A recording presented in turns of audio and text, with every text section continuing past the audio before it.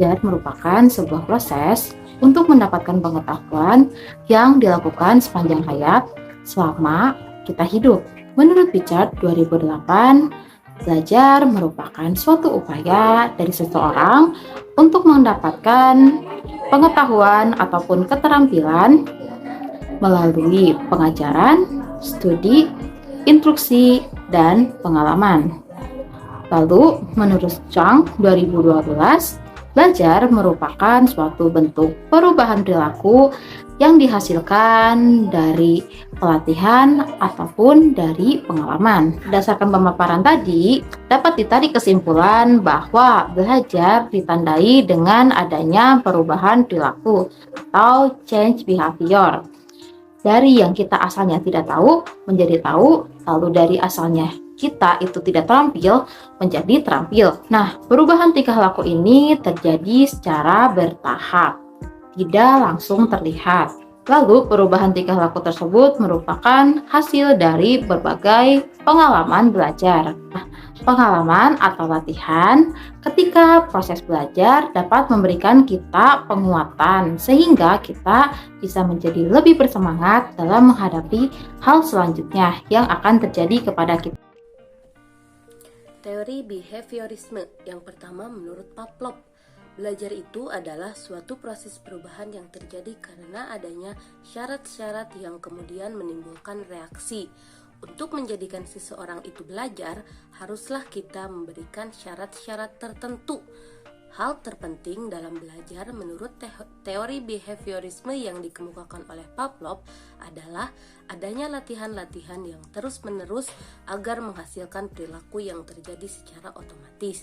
Yang kedua yaitu menurut Thorndike, belajar merupakan proses interaksi antara stimulus dan respon. Stimulus adalah apa yang merangsang terjadinya kegiatan belajar yang mungkin berupa pikiran, perasaan, atau hal-hal lain yang dapat ditangkap melalui alat indera. Sedangkan respon adalah reaksi yang dimunculkan oleh individu ketika belajar, yang dapat pula berupa pikiran, perasaan, atau tindakan. Yang ketiga yaitu menurut Skinner, mendefinisikan belajar sebagai proses perubahan perilaku yang dicapai sebagai hasil belajar melalui proses penguatan perilaku baru yang muncul. Proses ini biasa disebut dengan operant conditioning. Pada operant conditioning, Skinner menjelaskan bahwa perilaku dipengaruhi oleh dua hal, yakni peristiwa yang mendahului perilaku dan konsekuen peristiwa yang mengikuti perilaku. Hubungan ini dapat ditunjukkan secara sederhana sebagai rangkaian Antecedents Behavior Consequence atau ABC. Ya, saya akan menjelaskan tentang teori sosial. Menurut Albert Bandura, teori belajar ini berdasarkan tentang observasi siswa dari dalam diri secara individu, bukan hanya tentang respon dari eksternal. Menurut Bandura, teori belajar ini ada 4 fase. Yang pertama itu fase perhatian. Pada fase ini, peserta didik akan diberikan model atau sesuatu yang mereka amati atau observasi baik di lingkungan mereka masing-masing, baik secara langsung atau secara perlahan-perlahan. Yang kedua itu fase retensi. Pada fase ini, siswa diharapkan mengingat hasil yang diamati oleh mereka dan mereka dapat mendapatkan hasil dari sesuatu yang mereka amati. Yang ketiga itu fase reproduksi. Pada fase ini diharapkan siswa dapat diarahkan kepada hasil yang mereka inginkan. Yang keempat yaitu fase motivasi.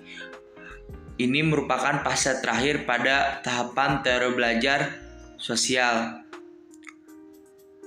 Pada fase ini adalah fase yang diharapkan pada proses pembelajaran pada teori belajar sosial. Jadi siswa sudah dapat memahami dan dan diarahkan terhadap hal-hal yang ingin mereka capai pada proses pembelajaran. Ada materi mengenai teori konstruktivisme. Di dalam teori konstruktivisme terdapat teori menurut Piaget dan juga teori menurut Vygotsky. Menurut Piaget, pengetahuan itu tumbuh dan berkembang melalui pengalaman. Ketika seseorang mendapatkan pengalaman baru, maka pemahamannya pun akan semakin dalam dan semakin kuat. Nah, dalam belajar terdapat dua proses.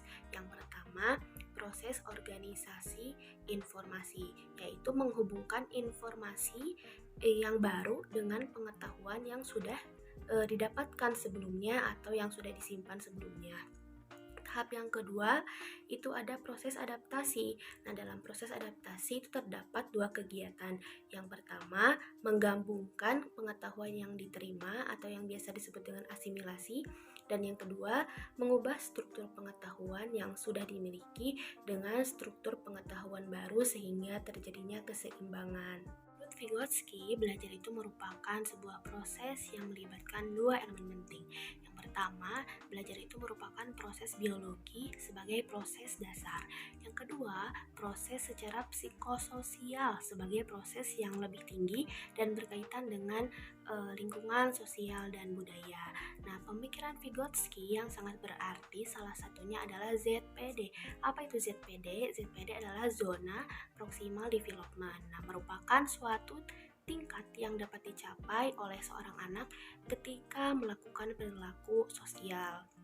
Nah, zona yang dimaksud itu adalah ketika seorang anak yang tidak dapat melakukan apa-apa tanpa bantuan dari kelompok ataupun orang dewasa.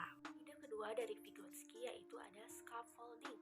Apa itu scaffolding? Nah, scaffolding itu adalah memberikan dukungan dan bantuan kepada anak yang sedang ada di tahap belajar awal.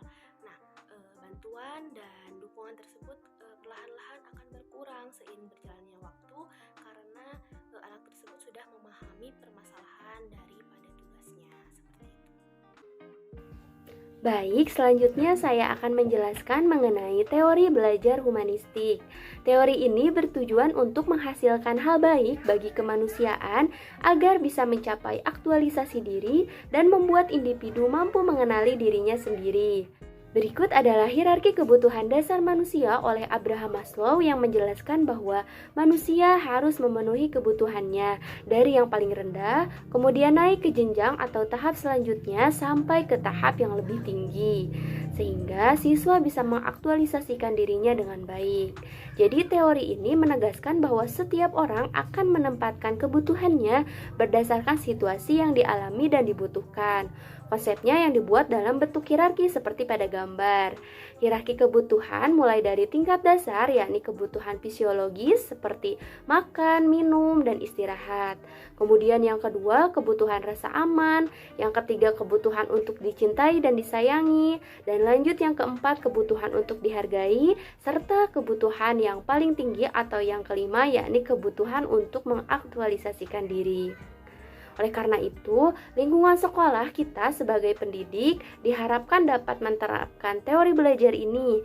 Salah satu contohnya, siswa diwajibkan membawa air minum di kelas atau di kelas disediakan dispenser untuk minum siswa. Sekolah juga menciptakan suasana yang aman dan nyaman di lingkungan belajar. Selain itu, guru juga harus menciptakan suasana pembelajaran yang memungkinkan siswa untuk merasa dihargai dan dicintai, diperhatikan, dan dilayani dengan baik. Sekolah juga bisa memberikan ruang kebebasan bagi siswa untuk mengembangkan diri dan memfasilitasi minat dan bakat siswa.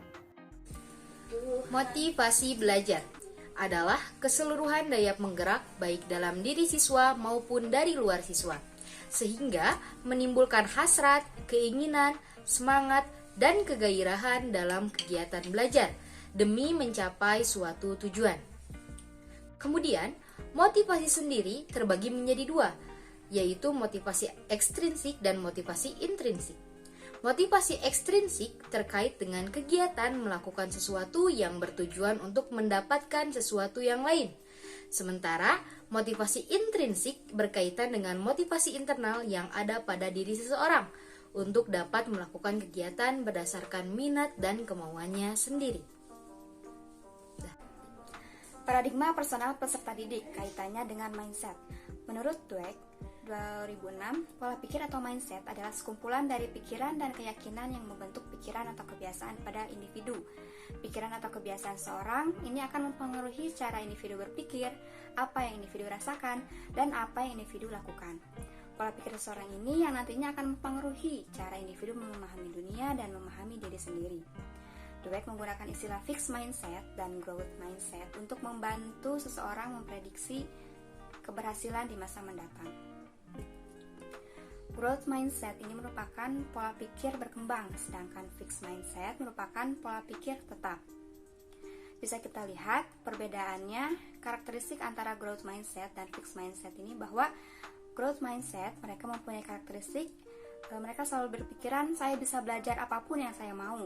Kemudian ketika saya frustasi, saya bertahan dan ingin menantang diri saya sendiri. Ketika saya gagal, saya belajar. Katakan saya sudah berusaha keras. Jika Anda berhasil, saya merasa terinspirasi dan usaha dan sikap saya akan menentukan segalanya. Adapun karakteristik dari fixed mindset, yang pertama, saya pandai dalam hal itu atau tidak. Kemudian yang kedua, ketika saya frustasi, saya menyerah. Yang ketiga, saya tidak suka ditantang. Dan yang keempat, saya gagal, berarti saya tidak baik. Kemudian yang kelima, jika Anda berhasil, saya merasa terancam. Dan yang terakhir, kemampuan saya menentukan segalanya.